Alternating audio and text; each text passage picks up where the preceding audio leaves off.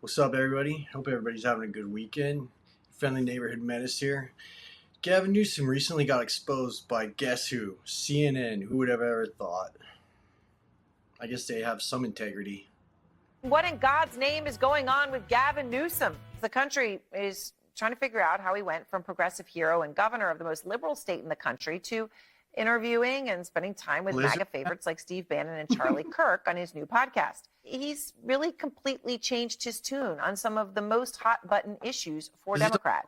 Let's talk about the word Latinx. Just 2 weeks ago, here's what he said about it. The Latinx stuff that, by the way, not one person ever in my office has ever used the word Latinx. So can we finally put that to bed? Yeah, we agree? where did that even go? No more Latinx, like, everybody. Well, I just didn't even know where it came from. I'm like, what are people talking about? But there was a person who used Latinx. It was actually a really important person. It was him. I hope we can really paint a picture in terms of our consciousness of how impactful this has been on the Latinx community. The Latinx and Black communities. You've got politicians that are banning not assault rifles, but the word Latinx. He also used it a lot on social media. Look at a few of these right here. That is a lot of use of Latinx by him. What a fraud.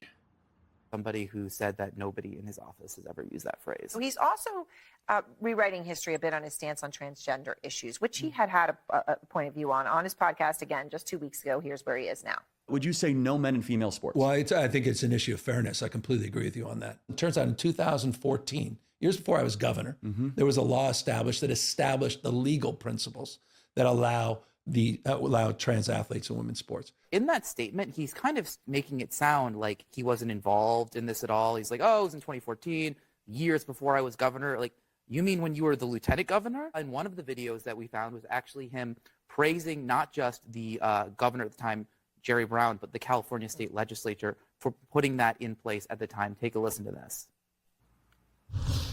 Thank you for what you did on civil rights for students in our schools, transgender rights in this state. While the left might be confused about what Gavin Newsom is doing, to those of us with brains, it isn't so hard to figure out. Gavin Newsom wants to win the presidency in 2028, so it's time. No chance, man. This guy has destroyed whatever reputation he had.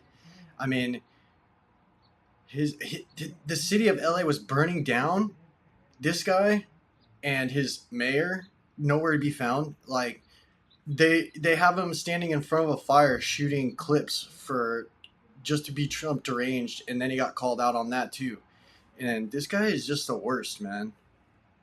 For a rebrand. Why does it take so many months or days to count the ballots in California? A month. India, 1 day to count 640 million votes. Germany, 8 hours to count 50 million votes. Yep. Argentina, 6 hours to count 27 million votes. California, 4 weeks to count 60 million votes. It's ridiculous. Why? It's ridiculous.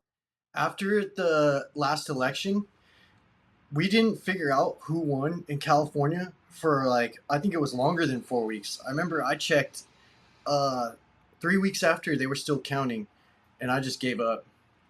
At least give credit to Gavin for realizing the left has surrounded themselves with political poison as he attempts to distance himself from all of it as quickly as possible. So when AOC, Jasmine Crockett, and other nutcases get into the race, he can present himself as the moderate candidate who can return the country back to the old guard. By mingling with right-wing characters, he's presenting that he's open-minded, willing to talk to the other side and compromise. AKA, he's the moderate candidate. But the leftists here do not like that and will inevitably be joining AOC. Because the left has gone so far left, that's what the party is now. They are literally afraid of their own base. Like, he's going to flip-flop on everything he said because they are terrified of their own base because they are so far gone and so far left. Look at what they're doing. They're firebombing Teslas, and you don't see any of these people come out and condemn this stuff. It's okay to them. They're terrified of their own freak show, lunatic base. Her Bernie Sanders revenge run to the presidency. We're years from the next presidential election, and the battle lines are already getting drawn. All right, there you go. What a fraud. Leave a comment. Let me know if you like the video. If you just want to roast me in the comments, let me have it. All right, Menace out.